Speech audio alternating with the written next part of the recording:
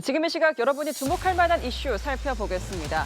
일본도 살인사건이 발생한 지 나흘 만에 또다시 서울 한복판에서 흉악 범죄가 발생했습니다.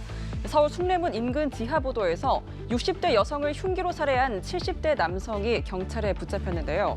피해자는 청소 노동자로 이른 새벽 업무를 하다가 변을 당한 것으로 전해졌습니다. 김선홍 기자입니다.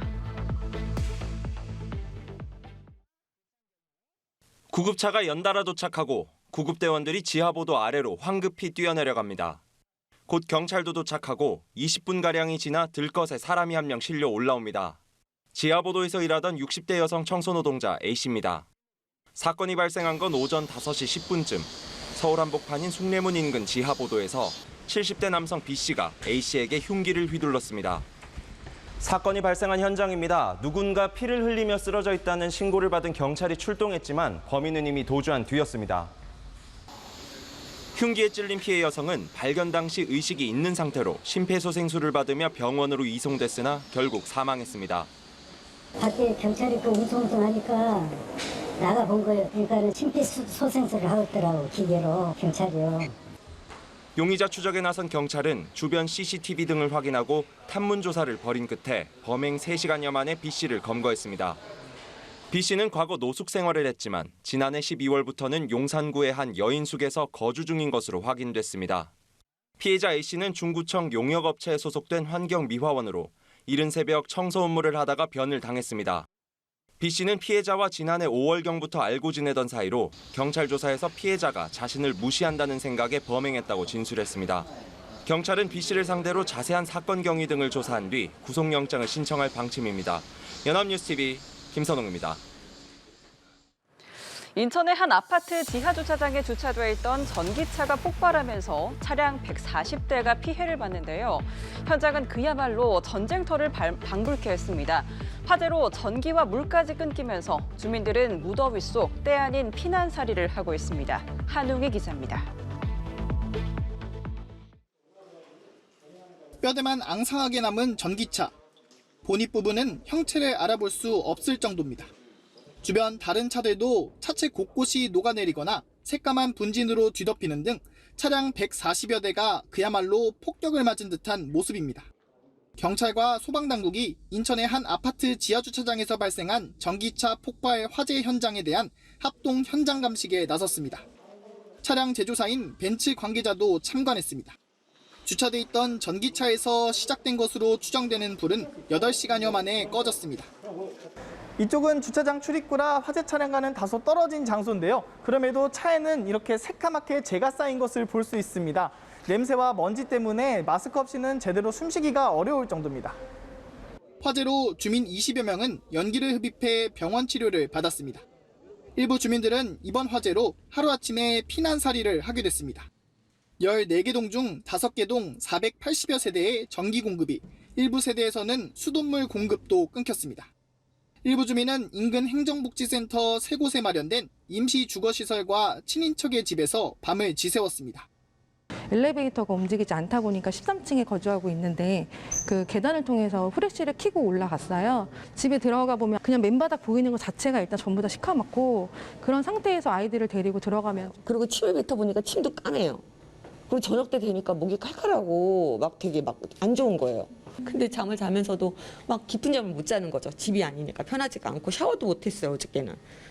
소방당국은 오는 8일 국립과학수사연구원이 참여하는 추가 합동감식을 통해 정확한 화재 원인을 밝힐 예정입니다. 한편 최근 6년간 전국에서 발생한 전기차 화재는 모두 160건. 특히 다중이용시설인 지하주차장에서 발생한 전기차 화재는 2018년 0건에서 지난해 10건으로 증가했습니다. 전기차 화재 사고가 증가하는 상황에서 피해 예방을 위한 법령이나 대응책이 강화돼야 한다는 지적이 나옵니다. 연합뉴스TV 한웅입니다. 올해 2월 전북 전주에서 아버지 뻘에 택시기사를 폭행한 남성의 영상이 온라인상에 공개돼 네티즌들의 공분을 샀는데요. 알고 보니 이 남성 택시기사 폭행 외에도 다수의 형사사건에 연루돼 결국 재판을 받게 됐습니다. 엄승현 기자입니다. 한 남성이 택시기사를 향해 손을 올리더니 때릴 듯 위협합니다. 욕을 하던 이 남성, 택시기사의 멱살을 잡고 넘어뜨리더니 문신을 보여주며 힘을 과시합니다. 내 말이지. 지난 2월 전북 전주에서 고령의 택시기사를 폭행하고 위협한 20대 A씨입니다. 당시 해당 영상은 온라인과 언론을 통해 유포됐고 많은 누리꾼의 공분을 샀습니다. 이후 A씨는 자신을 택시기사 폭행 문신남 등으로 홍보하며 유튜브를 개설해 폭력적인 영상을 올리고 수익을 올렸습니다. 또한 A씨는 전주와 광주 등을 오가며 철제 의자를 휘둘러 시민을 다치게 하고 SNS에 성폭행 피해 여성과 성관계 영상을 올리기도 했습니다. 결국 다수의 피해 사건을 인지한 수사기관은 A씨를 상해 및 특수폭행, 특수협박 등으로 구속, 기소했습니다. 특히 A씨는 검찰 조사 중에도 수사관을 농락하는 영상을 유튜브에 올리거나 또 자신을 수사한 경찰관에게 전화해 욕설을 내뱉기도 했습니다. 암수대 있잖아요. 끌고 다 지구대 갑니다. 예? 전주지검 정읍지청은 A씨에게 죄의 상한형이 선고될 수 있도록 공소 유지에 최선을 다하는 한편 악성 콘텐츠 유포자에 대해서는 엄정히 대응하겠다고 밝혔습니다. 연합뉴스 TV 엄승현입니다. 지난달 치러진 내년도 사관학교 필기시험 가운데 영어 과목에서 출제된 지문 하나가 불과 시험 나흘 전 치러진 사설교육기관의 모의고사 지문과 판박이 수준이어서 수험생들 사이에서 논란이 되고 있습니다. 사관학교와 사설교육기관 측은 우연의 일치라는 입장인데요. 보도에 김예림 기자입니다. 지난달 27일에 치러진 사관학교 1차 시험 영어 영역 4번 문항입니다. 브리티시 컬럼비아 대학교의 에드워드 슬링거랜드 교수가 쓴 책 트라잉 not to try의 원문에서 따온 내용입니다. 그런데 이 지문 선발 시험 나흘 전 시행된 사설 교육기관의 모의고사에서도 출제된 지문이었습니다. 두 문장을 제외하고는 완전히 판박입니다. 사설 모의고사를 풀어봤다면 시험에서 유리할 수밖에 없는 겁니다. 시험 직후 수험생 커뮤니티에서는 풀면서 놀랐다, 문제가 되는 것 아니냐는 반응이 잇따랐습니다. 유사지문 출제에 사관학교 측과 사설 모의고사 측은 우연의 일치라고 주장하고 있습니다.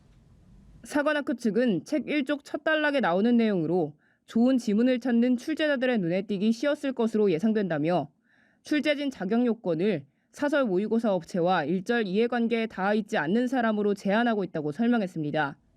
사설 모의고사가 시행된 시점은 시험지 인쇄가 끝나 출제진들이 기출 검색을 중지한 상태였습니다. 출제진들은 출제 기간 내내 사설 기출 문제를 모니터링하는데 시험 문제를 다 찍어낸 후 모의고사가 시행돼 알 수가 없었다는 취지입니다. 사설 교육기관 측도 사관학교 출제 및 검토와 무관하다며 불공정과도 무관하다는 입장을 보였습니다.